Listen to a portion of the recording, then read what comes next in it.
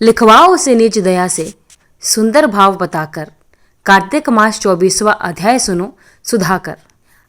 जय श्री कृष्ण। आप सभी का आपके अपने चैनल पर स्वागत है। आज की इस वीडियो में हम कार्तिक माह के महात्म्य का 24वां अध्याय सुनेंगे।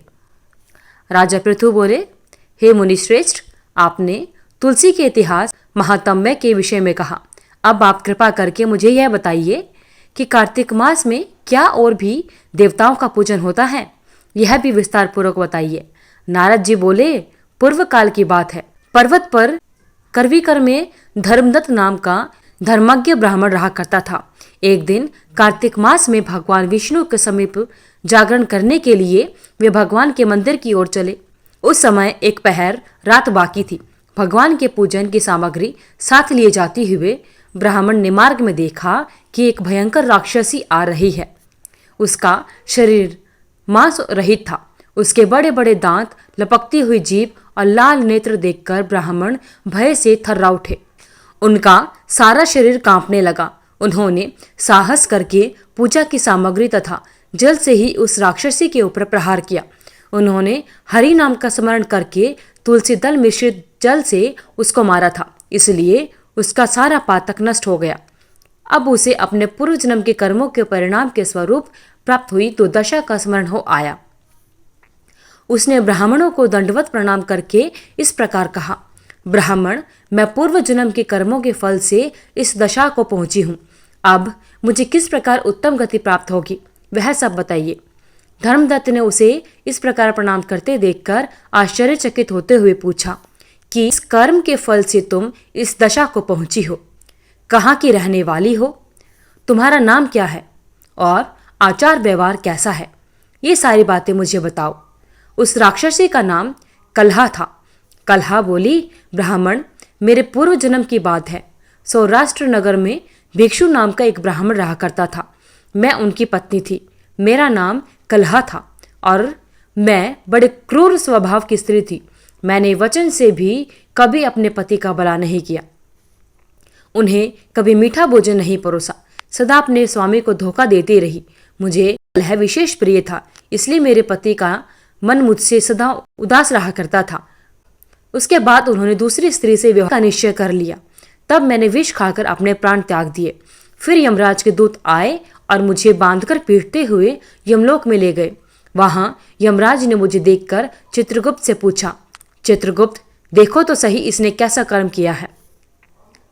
जैसा इसका कर्म हो उसके अनुसार यह शुभ या अशुभ प्राप्त करे। चित्रगुप्त ने कहा, इसका किया हुआ कोई भी शुभ कर्म नहीं है।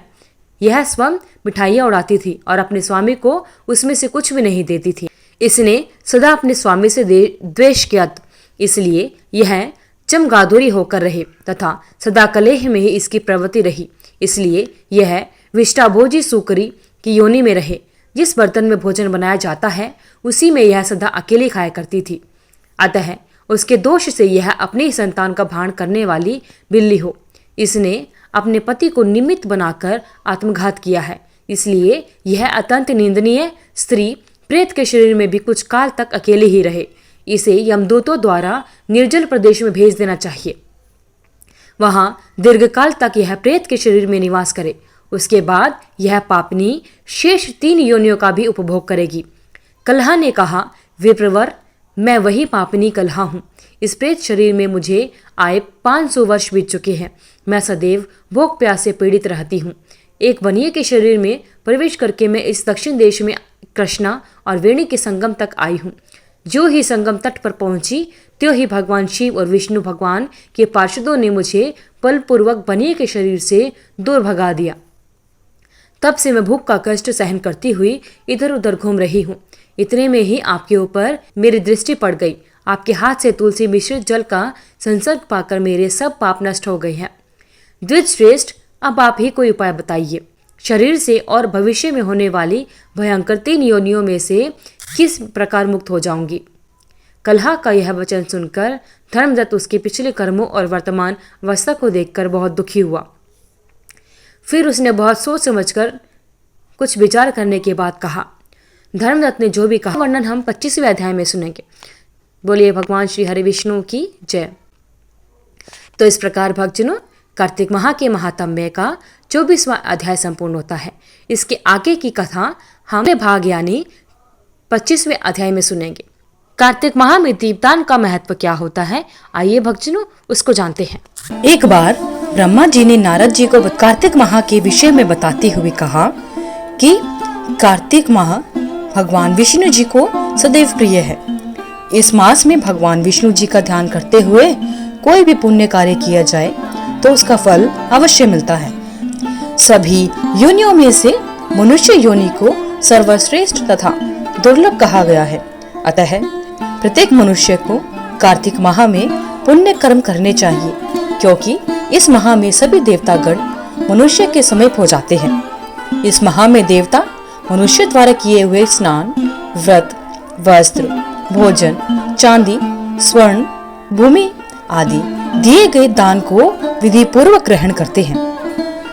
इन सभी में अन्न दान, जो कि सभी पापों का नाश करता है, का अधिक महत्व होता है। कार्तिक माह में मनुष्य जिस किसी मनोकामना से दान अधिक करता है उसे वह अक्षय रूप में प्राप्त होता है। यदि कोई मनुष्य दान देने में असमर्थ हो तो उसे कार्तिक मास में प्रतिदिन भगवान के नामों का स्मरण करना चाहिए तथा गंगा जी में स्नान करते हुए कार्तिक माह की कथा पढ़नी और सुननी चाहिए। ऐसा करने से भी मनुष्य पुण्य का भागी बन जाता है। इस माह में भगवान को प्रसन्न करने के लिए किसी भी मंदिर में भजन कीर्तन करना चाहिए, स्वयं दीपदान करना चाहिए अथवा दूसरे के दीपक की रक्षा करनी चाहिए। भगवान का रूप तथा मोक्ष पद प्राप्त करने के लिए तुलसी तथा आंवले के वृक्ष को भगवत स्वरूप मानकर उसका पूजन करना चाहिए। जो मनुष्य कार्तिक माह में जमीन पर सोता है उसके सभी पाप योगों योगों के लिए नष्ट हो जाते हैं। मनुष्य अरुणोदय काल में जागरण कर गंगा में स्नान कर करोड़ों जन्म के कष्टों को धो डालता है या पापों को धो डालता है। गोविंद गोविंद हरे मुरारे, गोविंद गोविंद मुकुंद कृष्ण, गोविंद गोविंद रथांगपाणि, गोविंद दामोदर माधवेति।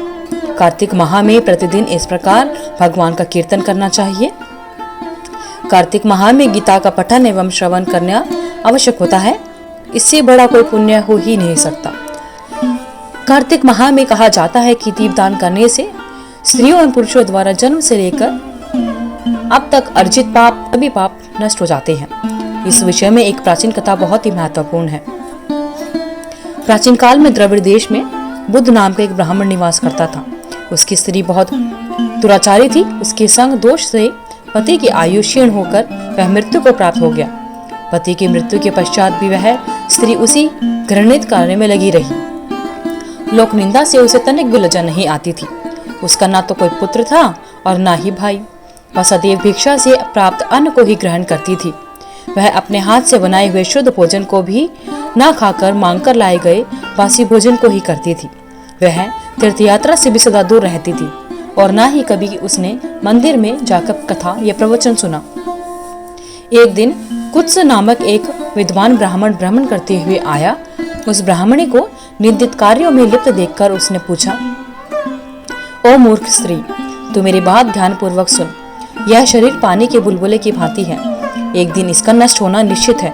यदि तू इस अनित्य शरीर को नित्य मानती है तो अपने मन में बैठे इस मोह का तू विचार पूर्वक त्याग कर दे।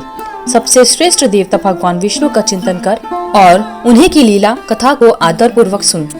कार्तिक माह आने पर भगवान दामोदर को प्रसन्न करने के लिए स्नान दान करके दीप दान दे और भगवान विष्णु की परिक्रमा करके उन्हें प्रणाम कर। यह व्रत विधवा और सौभाग्यवती सभी स्त्रियों के करने योग्य है। इससे समस्त पापों एवं उपद्रवों का नाश हो जाता है। तो मेरी बात मानकर निश्चय ही कार्तिक में दीपदान कर। इससे तू निश्चित रूप से भगवान विष्णु की कृपा प्राप्त कर लेगी। इस प्रकार कहकर वह कुत्स ब्राह्मण वहां से चला जाता है। अब ब्राह्मणी ने भी पश्चाताप करते हुए यह निर्णय लिया कि वह कार्तिक माह में व्रत अवश्य करेगी। कार्तिक माह आने पर उसने पूरे माह प्रातः काल सूर्योदय काल में स्नान और दीपदान किया। कुछ समय पश्चात आयु समाप्त होने पर वह मृत्यु को प्राप्त हुई और वह स्वर्गलोक में गई। समय अनुसार वह मुक्ति को भी प्राप्त हो गई। इस प्रकार जो व्यक्ति कार्तिक व्रत में तत्पर होकर दीपदान के इतिहास या कथा का श्रवण करता है और स्वयं भी दीपदान करता है, उससे अवश्य ही मोक्ष की प्राप्ति होती है। अगर आपको वीडियो अच्छी लगी तो वीडियो को लाइक करें, शेयर करें, चैनल को सब्सक्राइब करके बेल आइकन को जरूर प्रेस करें ताकि आगे आने वाले सभी वीडियोस की नोटिफिकेशन आप तक समय से पहुंच रहे। कमेंट बॉक्स में जय श्री कृष्णा लिखना ना भूलें। आपका दिन मंगलमय हो।